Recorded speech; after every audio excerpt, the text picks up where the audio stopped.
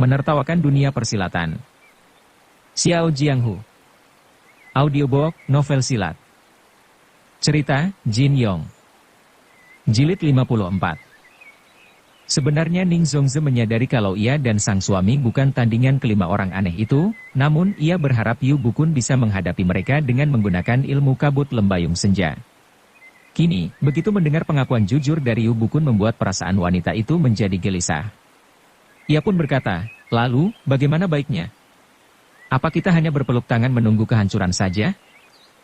Yu Bukun menjawab, adik, kau jangan putus asa. Seorang laki-laki sejati harus berani melihat kenyataan. Tahu kapan waktunya maju, kapan waktunya mundur. Kalah atau menang tidak ditentukan dari pertarungan sekali atau dua kali saja. Balas dendam meskipun ditunda 10 tahun juga tidak terlambat. Jadi, menurutmu kita sebaiknya melarikan diri saja? Tanya Ning Zongze. Bukan lari, sahut Yu Bukun. Kita hanya menghindar untuk sementara waktu. Musuh berjumlah banyak, sedangkan kita hanya berdua. Kau sendiri sudah membunuh salah satu di antara mereka. Jadi, sekalipun kita menghindar juga tidak terlalu merusak nama baik perguruan Huashan. Selain itu, kalau kita tidak membocorkan masalah ini, pihak luar juga tidak akan tahu. Meskipun sudah kubunuh seorang di antara mereka, tapi tetap saja jiwa Chong Er terancam bahaya. Kedudukan kita dengan mereka tetap saja imbang. Oh, Chong Er, kata Ning Zongze. Dengan suara serak ia melanjutkan, kakak, aku menuruti ajakanmu. Tapi, apakah kita bisa membawa serta Chong Er dan menyembuhkannya perlahan-lahan? Yu Bukun diam saja tidak menjawab.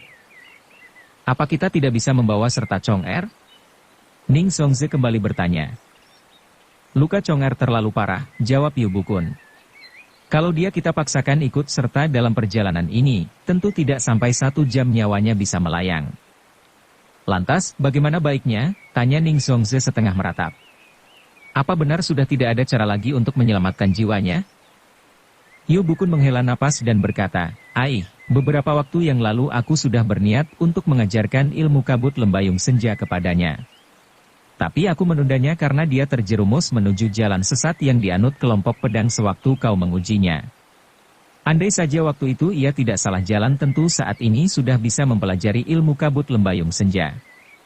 Meskipun hanya mempelajari beberapa bagian saja, sudah cukup baginya untuk melakukan penyembuhan terhadap diri sendiri serta mampu menangkal gangguan 6 hawa murni liar itu. Tiba-tiba Ning Zongze bangkit dan berkata, kakak, masalah ini belum terlambat. Mengapa tidak sekarang saja kau ajarkan ilmu kabut lembayung senja kepadanya? Sekalipun ia dalam keadaan payah dan sulit memahaminya, tetap saja lebih baik daripada tidak sama sekali. Atau, kau bisa meninggalkan kitab ilmu kabut lembayung senja biar ia mempelajarinya sendiri. Adik, kata Yu Bukun dengan suara halus sambil memegangi tangan sang istri, kasih sayangku kepada Chong Er tidak ubahnya seperti kepadamu. Akan tetapi, coba kau pikirkan lagi. Saat ini Chong Er sedang terluka parah, apa mungkin ia bisa menerima pelajaran dariku dengan baik?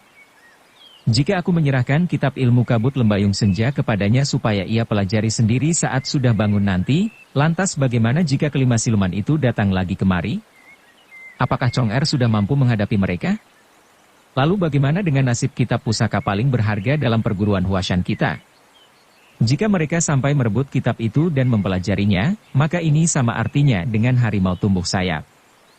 Dunia persilatan dalam bahaya besar. Jika kejadian seperti ini benar-benar terjadi, tentu aku, Yu Bukun, akan merasa sangat berdosa di hadapan kawan-kawan persilatan. Ning Zongze tidak bisa membantah ucapan sang suami. Tak terasa air matanya kembali meleleh membasahi pipi. Yu Bukun melanjutkan, tingkah laku kawanan siluman itu sukar ditebak dan tidak jelas. Kita tidak boleh membuang-buang waktu. Daripada terlambat lebih baik kita berangkat sekarang juga. Apakah kita pergi sekarang dan meninggalkan Chong Er begitu saja menerima siksaan dari kelima siluman itu? Tidak, tidak. Aku akan tinggal di sini untuk menjaganya, kata Ning Zongze. Begitu mengucapkan kalimat ini, ia langsung sadar bahwa ini adalah ucapan seorang ibu rumah tangga biasa, dan bukan ucapan seorang pendekar wanita ternama dari perguruan Huashan. Jika ia tetap tinggal demi menuruti perasaan, apakah mungkin bisa melindungi Ling Huchong?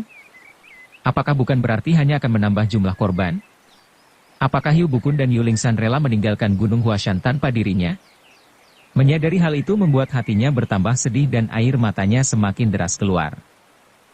Yu Bukun menggeleng dan menghela napas panjang. Ia memindahkan bantal di atas ranjang dan mengeluarkan sebuah kotak besi berukuran tipis. Begitu dibuka, di dalamnya terdapat sebuah kitab kecil yang dibungkus kain beludru. Setelah memasukkan kitab tersebut di balik baju, Yu Bukun membuka pintu kamar dan melangkah keluar. Tak disangka ternyata Yu Lingsan sudah berdiri menunggu di depan pintu. Gadis itu langsung berkata, "Ayah, keadaan kakak pertama tampaknya sudah sulit ditolong lagi." "Apa yang terjadi? Bagaimana keadaannya?" sahut Yu Bukun menegas. Dia mengigau tidak jelas. Pikirannya semakin tidak jernih, jawab Yu Lingsan. "Dia mengigau apa?" tanya Yu Bukun. Muka Yu Lingsan bersemu merah. Ia hanya menjawab, "Entahlah. Aku tidak tahu dia bicara apa." Yu Lingsan tidak berani berterus terang bahwa Ling Huchong mengigau tentang dirinya. Bergolaknya 6 arus hawa murni telah membuat pemuda itu tidak kuasa lagi menahan perasaannya. Ketika samar-samar ia melihat Yu Lingsan berdiri di samping ranjangnya, ia pun berkata tanpa sengaja, "Oh, adik kecil, aku sangat merindukanmu. Apakah karena kau telah mencintai adik Lin, maka tidak peduli lagi kepadaku?" Yu Lingsan waktu itu terperanjat dan tersipu malu karena Ling Huchong tiba-tiba mengutarakan perasaannya di hadapan Lin Pingxi.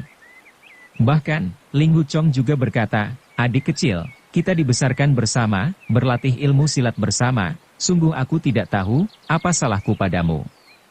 Jika kau marah padaku, silakan memaki dan memukul diriku. Bahkan, sekalipun kau tusuk badanku dengan pedangmu, aku takkan menolak.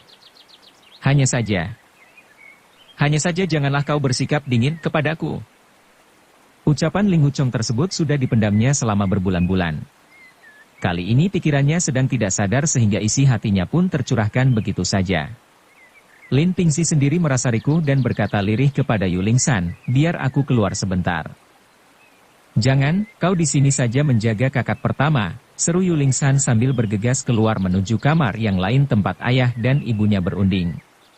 Kebetulan sewaktu ia sampai di depan kamar tersebut, kedua orang tuanya sedang membicarakan kitab ilmu kabut lembayung senja yang bisa digunakan untuk menyembuhkan Ling Huchong. Maka, ia pun hanya menunggu di depan pintu tanpa berani masuk ke dalam kamar untuk menyela. Begitulah, setelah menerima laporan dari Yu Lingsan, Yu Bukun segera memberi perintah, "Kumpulkan semua orang di aula utama gedung kebajikan." Yu Lingsan menjawab, "Baik, ayah. Tapi, bagaimana dengan kakak pertama? Siapa yang harus menjaganya?" "Biar Dayou yang menjaganya," jawab Yu Bukun. Yu Lingsan pun bergegas pergi menyampaikan perintah ayahnya itu kepada saudara-saudara seperguruannya yang lain. Sebentar kemudian seluruh murid Huashan kecuali Ling Huchong dan Lu Dayou berkumpul di aula utama menunggu keputusan sang guru. Yu Bukun sendiri duduk di kursi tengah, sedangkan Ning Zongzi duduk di sampingnya. Setelah memandang sekilas kepada murid-muridnya itu, Yu Bukun berkata, "Sebagian angkatan tua perguruan kita ada yang tersesat lebih mengutamakan latihan jurus pedang daripada tenaga dalam. Mereka tidak mau tahu bahwa ilmu silat paling tinggi di dunia ini pasti disertai tenaga dalam yang hebat pula. Bagaimanapun bagusnya ilmu silat yang dilatih apabila tenaga dalamnya kurang baik, tetap saja tidak akan mencapai kesempurnaan. Sungguh sayang, para sesepuh itu tidak mau sadar dan memilih mendirikan aliran sendiri yang mereka namakan perguruan Huashan kelompok pedang. Sedangkan aliran kita yang murni disebut perguruan Huashan kelompok tenaga dalam. Perselisihan antara kelompok pedang dan kelompok tenaga dalam sudah berlangsung selama puluhan tahun. Sudah pasti hal ini mengganggu perkembangan perguruan kita. Benar-benar sebuah malapetaka bagi kita." Berkata sampai di sini ia pun menghela napas panjang. Melihat itu Ning Zongzi diam-diam berpikir, kelima siluman itu bisa datang setiap saat, tapi kau masih sempat-sempatnya bercerita soal masa lalu. Meskipun merasa kesal, namun ia hanya berani melirik ke arah sang suami tanpa berani menyela sedikit pun.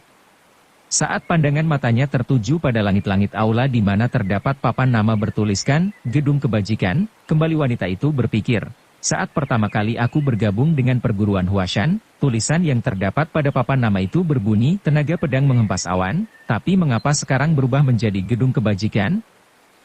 Tidak seorang pun yang tahu di mana papan nama yang lama kini berada. Saat itu aku hanya gadis kecil berusia 13 tahun. Terdengar Yu Bukun melanjutkan, meskipun demikian, kebenaran pada akhirnya selalu menang. Sekitar 25 tahun silam kelompok pedang mengalami kekalahan habis-habisan dan terpaksa mengundurkan diri dari perguruan Huashan. Sejak saat itu aku pun diangkat sebagai ketua perguruan yang baru. Tidak disangka-sangka beberapa hari yang lalu kalian melihat sendiri beberapa orang anggota kelompok pedang yang dipimpin Feng Buping datang kemari. Entah bagaimana caranya mereka berhasil membujuk ketua Serikat Pedang Lima Gunung sehingga memperoleh panji pancawarna untuk memaksaku menyerahkan kedudukan ketua perguruan Huashan. Sebenarnya, aku sendiri sudah berniat ingin mengundurkan diri setelah puluhan tahun memimpin dan menghadapi berbagai macam permasalahan rumit, baik itu urusan dalam perguruan maupun yang berkaitan dengan Serikat Pedang Lima Gunung. Sekarang ada orang yang datang untuk menggantikan kedudukanku, sungguh hal seperti ini sangat aku harapkan. Mendengar itu Gao Genming menyela, guru, murid buangan seperti Feng Buping sudah lama tersesat ke jalan yang salah. Mereka tidak ada bedanya seperti anggota sekte iblis. Kami tidak akan mengizinkan mereka mengaku sebagai murid Huashan lagi, apalagi seenaknya mengambil jabatan ketua. Jika hal ini sampai terjadi, bukankah perguruan Huashan akan hancur dalam sekejap saja? Benar, kita tidak boleh tinggal diam. Tipu muslihat para jahanam itu harus kita gagalkan, sahut Lao Denwo, Liang Fa, Sida Izi, dan yang lain. Melihat semangat murid-muridnya itu, Yu Bukun tersenyum dan melanjutkan, masalah jabatan ketua bagiku hanya masalah kecil. Tapi, kalau kelompok pedang dibiarkan menguasai perguruan kita, tentu ilmu silat perguruan Huashan yang terkenal selama ratusan tahun akan hancur dalam waktu singkat.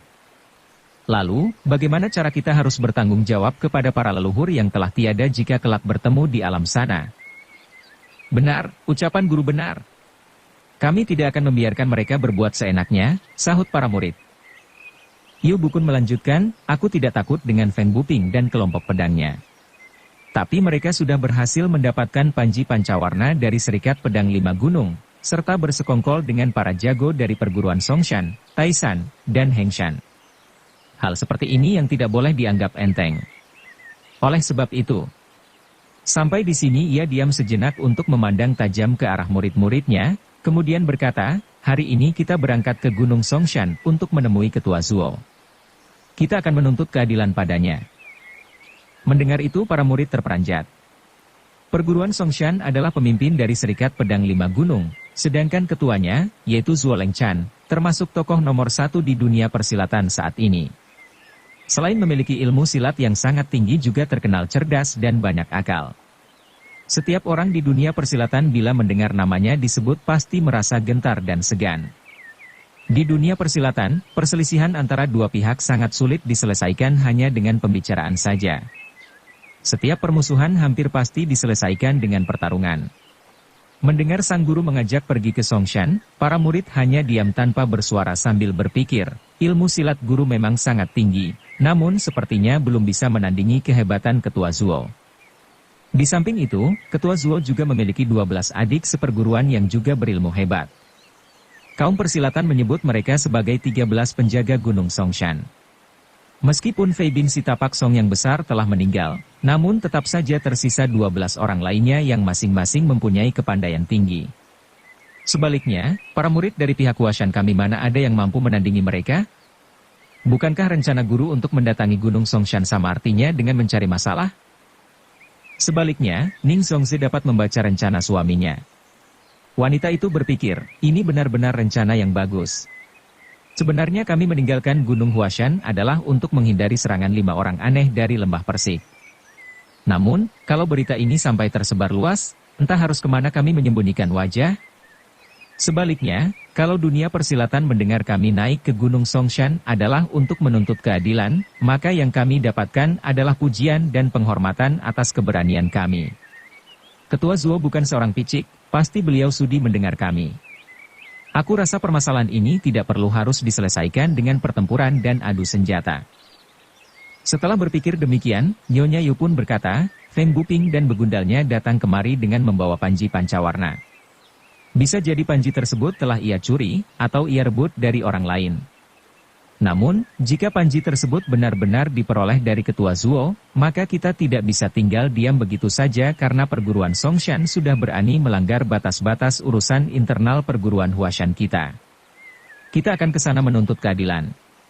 Meskipun ketua Zuo berilmu sangat tinggi dan perguruan Songshan memiliki banyak murid, namun kita orang-orang Huashan tidak takut mati dan pantang menyerah begitu saja menghadapi ketidakadilan. Nah, barang siapa yang bernyali kecil dan pengecut, lebih baik tinggal di sini saja. Tidak perlu ikut. Mendengar ucapan sang ibu guru seperti itu sudah tentu tidak seorang pun murid Huashan yang mau disebut sebagai pengecut. Serentak mereka menjawab, asalkan guru dan ibu guru memberikan perintah, sekalipun menyeberangi lautan api juga kami tidak akan mundur. Bagus kalau begitu, sahut Ning Zongze. Urusan ini tidak boleh ditunda. Segera kalian berbenah, 1 jam lagi kita berangkat. Pertemuan pun bubar. Ning Zongze bergegas menjenguk Ling Huchong. Dilihatnya pemuda itu bernapas terputus-putus, seolah nyawanya hanya tinggal hitungan detik saja. Hati Ning Zongze bertambah pedih. Namun ia harus memaksa diri untuk tega meninggalkan murid pertama suaminya itu demi keselamatan orang banyak dari serangan 5 dewa lembah Persik yang bisa datang setiap saat. Lu Dayou kemudian diperintahkan untuk memindahkan tubuh Ling Huchong ke kamar samping bagian belakang dan menjaganya baik-baik. Ning Zongze kemudian berkata, Dayou, demi masa depan perguruan Huashan, kami terpaksa berangkat ke Gunung Songshan untuk meminta keadilan pada ketua Zuo. Perjalanan ini sangat berbahaya. Keadaan kakak pertamamu sangat parah. Hendaknya kau jaga dia baik-baik. Bila musuh datang kalian boleh bersembunyi.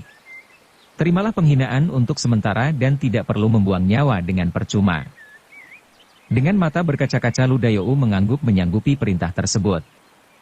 Ia kemudian ikut mengantar kepergian guru, ibu guru, dan saudara-saudara seperguruan yang lain, dan setelah itu kembali ke kamar tempat Ling Huchong berbaring di dalamnya. Saat itu bisa dikatakan bahwa di perguruan Huashan hanya tinggal 2 orang saja, yaitu Ling Huchong yang sedang pingsan dan Lu Dayou yang berjaga. Keadaan mulai gelap membuat perasaan Lu Dayou mulai timbul rasa takut. Setelah memberanikan diri ke dapur untuk memasak bubur, Lu Dayou kemudian membawa bubur yang telah matang ke kamar dan menyuapkannya kepada Ling Huchong. Baru suapan ketiga Ling Huchong sudah menyemburkan bubur itu keluar. Warna muntahannya berubah merah karena bercampur darah. Lu Dayou kembali membaringkan tubuh kakak pertamanya di ranjang, kemudian menaruh mangkuk buburnya di atas meja. Pemuda itu termangu-mangu memandang keluar jendela yang gelap gulita. Suara burung hantu yang mengerikan tiba-tiba terdengar berkumandang dari kejauhan. Mendengar itu Lu Dayou pun berpikir, kata orang-orang, burung hantu yang berbunyi pada waktu malam pertanda sedang menghitung jumlah bulu alis orang yang sedang sakit. Bila jumlahnya terhitung jelas olehnya, maka orang yang sakit itu akan mati. Maka, dengan cepat Lu Dayou menjilat ujung jari kemudian mengoleskannya ke alis Ling Huchong dengan harapan agar burung hantu tersebut kesulitan menghitung. Namun suara burung hantu itu tetap saja masih terdengar. Perasaan pemuda itu bertambah ngeri. Tanpa sadar ia memoles alisnya sendiri dengan air ludah pula. Pada saat itulah tiba-tiba terdengar suara langkah ringan seseorang mendekati kamar tersebut. Dengan cepat Lu Dayou meniup padam api pelita dan mencabut pedang serta berjaga di samping Ling Huchong. Suara langkah tersebut semakin dekat. Jantung Lu Dayou semakin berdebar-debar. Celaka! Musuh ternyata mengetahui kakak pertama dirawat di sini. Aduh, bagaimana caraku melindungi kakak pertama, demikian pikirnya. Jabat tangan sebelum mati. Tiba-tiba terdengar orang di luar itu berkata lirih, monyet keenam, apa kau berada di dalam? Seketika perasaan Lu Dayou berubah gembira karena ia mengenali suara tersebut sebagai suara seorang perempuan yang tidak lain adalah Yuling San. Dengan cepat ia menjawab, adik kecil, aku di sini. Buru-buru ia pun menyalakan kembali pelita di dalam kamar. Sementara itu Yuling San sudah masuk ke dalam kamar. Gadis itu bertanya, bagaimana keadaan kakak pertama? Banyak darah yang keluar, jawab Lu Dayou. Yuling San meraba dahi Ling Huchong ternyata panas luar biasa. Tiba-tiba Ling Huchong siuman dan bertanya, adik kecil, apakah itu kau? Yuling San menjawab dengan suara lembut, benar, kakak pertama, ini aku. Bagaimana keadaanmu? Aku merasa lebih baik, jawab Ling Huchong lirih. Tiba-tiba Yulingsan mengeluarkan bungkusan kecil dari balik bajunya dan berkata, "Ini adalah kitab rahasia ilmu kabut lembayung senja," kata ayah. "Kitab kabut lembayung senja?" sahut Ling Huchong terkejut. "Benar," jawab Yulingsan. "Ayah berkata di dalam badanmu terdapat 6 hawa murni yang aneh. Untuk memusnahkannya harus menggunakan ilmu tenaga dalam paling tinggi dalam perguruan kita, yaitu ilmu kabut lembayung senja. Monyet ke-6, tolong kau bacakan isi kitab ini kepada kakak pertama. Bacalah kata demi kata dengan jelas. Tapi awas, kau sendiri tidak boleh ikut mempelajarinya. Kalau sampai ayah mengetahuinya, tentu kau akan tahu sendiri akibatnya." Lu Dayo sangat gembira mendengarnya. Buru-buru ia menyahut, "Aku ini hanya orang bodoh. Mana mungkin aku berani mempelajari ilmu rahasia yang merupakan puncak dari segala ilmu tenaga dalam milik perguruan kita. Sudahlah, kau jangan khawatir. Luar biasa." Demi menolong jiwa kakak pertama, guru berkenan menurunkan kitab rahasia ilmu kabut lembayung senja. Kali ini kakak pertama pasti selamat. Yulingsan menukas dengan suara berbisik, "Kau jangan beritahu siapa-siapa. Sebenarnya kitab ini bukan pemberian ayah. Tapi aku mencurinya dari bawah bantal ayah." "Apa? Kau telah mencuri kitab pusaka milik guru?" tanya Lu Dayo tak percaya. "Jika guru sampai tahu." "Bagaimana? Bagaimana apanya? Kalau sampai ketahuan apa mungkin aku dibunuh oleh ayah?" balas Yulingsan. "Paling-paling aku hanya dimarahi dan dihajar saja sampai babak belur. Tapi kalau dengan ini kakak pertama bisa disembuhkan, tentu ayah dan ibu akan senang sehingga persoalan ini tidak lagi dipermasalahkan." Benar juga, kata Lu Dayo. "Yang penting kakak pertama harus diselamatkan terlebih dulu. Yang lain urusan belakangan." Tiba-tiba Ling Huchong menukas, "Adik kecil, kembalikan kitab itu pada guru." "Mengapa?" tanya Yulingsan heran. "Susah payah aku membawa kitab pusaka ini kemari, menempuh jalan pegunungan yang jauh dan berbahaya di tengah malam gelap gulita. Tapi, kau malah memintaku mengembalikannya. Ini bukan masalah mencuri, tapi masalah hidup dan matimu." "Benar kata adik kecil," sahut Lu Dayo ikut mendesak. "Kau tidak perlu mempelajari semuanya. Latih saja secukupnya asal dapat memusnahkan hawa jahat di dalam tubuhmu. Setelah itu kita kembalikan kitab ini kepada guru. Kelak tentu guru akan mewariskan kitab ini kepadamu. Kau memang murid pertama perguruan kita. Kepada siapa lagi kitab pusaka ini akan diwariskan kalau bukan kepadamu? Sekarang atau besok apa bedanya? Ini hanya masalah waktu. Apa salahnya kalau kitab ini kau pelajari sekarang?" Tidak. Lebih baik aku mati daripada melanggar perintah guru," jawab Ling Huchong. "Guru sudah mengatakan bahwa aku belum waktunya belajar ilmu kabut lembayung senja. Maka. Belum habis ia berkata mendadak nafasnya terasa sesak dan ia pun kembali pingsan. Yulingsan mencoba memeriksa hembusan hidung Ling Huchong. Nafas pemuda itu sangat lemah namun tidak berhenti. Yulingsan kemudian berkata, "Aku harus segera kembali sebelum fajar menyingsing. Ayah dan ibu bisa khawatir apabila mengetahui kepergianku ini. Kakak ke-6, tolong bujuk kakak pertama supaya mau mempelajari kitab kabut lembayung senja. Jangan sia-siakan." Sampai di sini wajahnya mendadak bersemu merah. Gadis itu lalu melanjutkan, "Jangan sia-siakan jerih payahku berlari malam-malam kemari demi dia."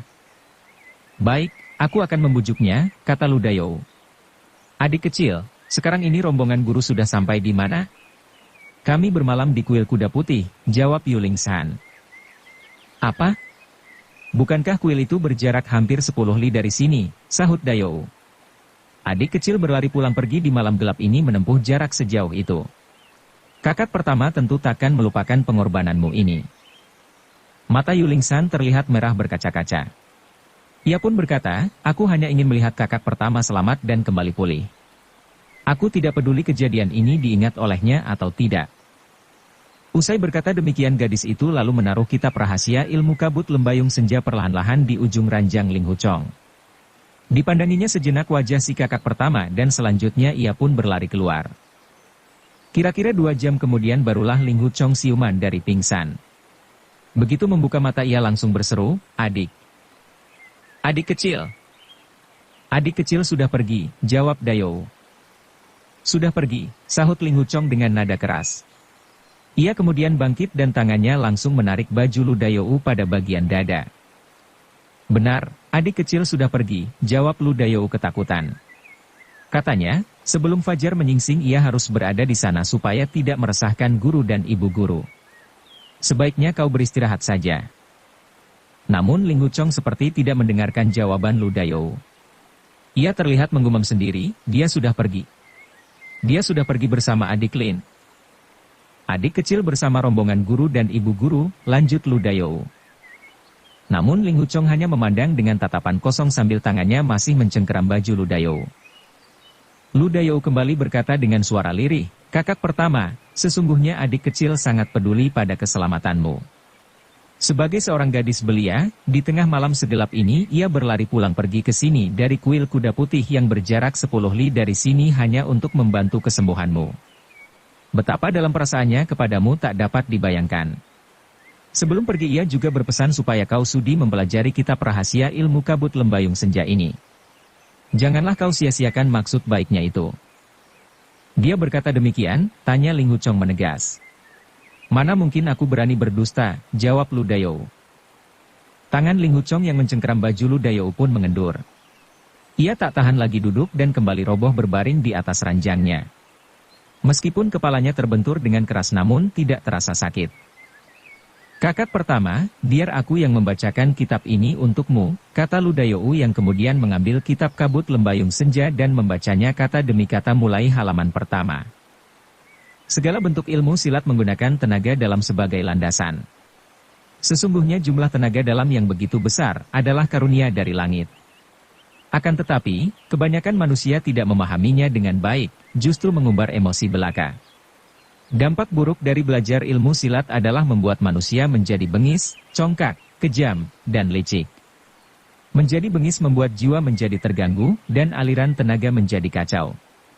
Bersikap congkak membuat jiwa menjadi kerdil sehingga aliran tenaga menjadi ribut. Bersikap kejam membuat jiwa menjadi kosong, dan aliran tenaga pun menjadi hampa pula. Bersikap licik membuat perilaku menjadi jahat, sehingga aliran tenaga menjadi pendek. Keempat sikap buruk ini bagaikan pisau yang memotong aliran tenaga. Apa yang sedang kau baca? Tanya Ling Huchong. Ini adalah bab pertama rahasia ilmu kabut lembayung senja, jawab Lu Dayou. Ia kemudian melanjutkan bacaannya. Bersambung ke jilid 55. Dukung kami dengan subscribe, follow, like, komen dan share. Terima kasih.